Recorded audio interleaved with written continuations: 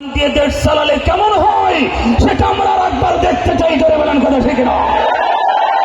সম্মানিত মুসলিম ভাইয়ের আমার, আজকের এই হাজার হাজার জনতা কিশোরগঞ্জবাসী, আজকের এই জনতার ঢল, আজকের এই আগমন, এটা কোরআন বিজয়ের আগমন। কথা বলে ঠিক না?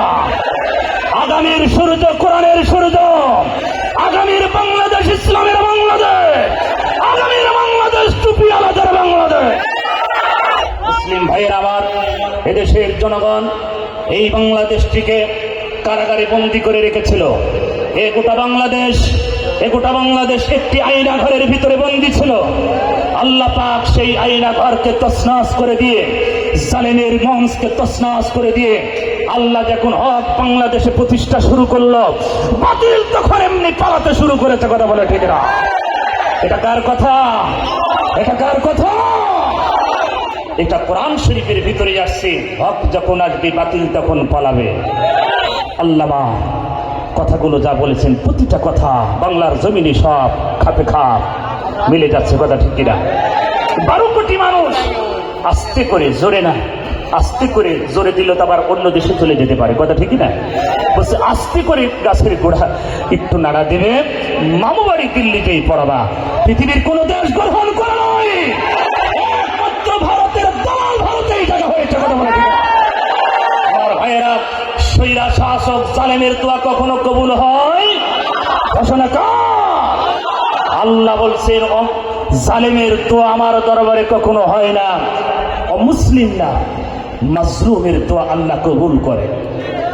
আজ গোটা পৃথিবী চোখের পানি ফেলে মানুষ কেঁদেছে, তাহাজ্জুদের পাটিতে চোখের পানি ফেলে মানুষ কেঁদেছে। মুফতি আমির হামজাকে 3 বছর কারাগারে রেখে 7 দিন আয়না ঘরে রেখেছে।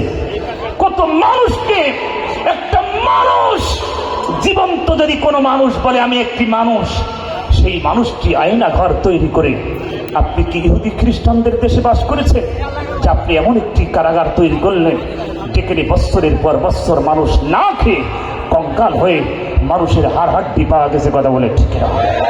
আপনি মানুষ নামে কলঙ্ক, আপনি মানুষ না, এদেশের পাকা শত্রু। জোরে বলেন কথা ঠিক না? আমার ভাইয়েরা, বাংলাদেশ জামাত ইসলাম একটা নেতা কর্মী বাংলাদেশ থেকে পালায় নাই, এর নাম হচ্ছে ইমাম। আর তোমরা কি হলে রাতের অন্ধকারে তোমরা শাহ কোরআন দিলে? খেলা হবে, খেলা আসো, খেলা হবে। আমরা তো প্লেয়ার খুঁজে পাচ্ছি না কাউকে খেলবো। আমার ভাইয়েরা, তাদের আইন দিয়ে তাদের বিচার হবে, আমরা নতুন কোন আইন তৈরি করব না। জামাতের আমির বলেছে, আমরা কারোর প্রতি জুলুম করব না, কমও করব না, বেশিও করব না, তাদের আইন দিয়েই বিচার হবে। কিসাস আল্লাহ পাক কোরআন শরীফে দিয়েছেন। কথা বলে ঠিক না?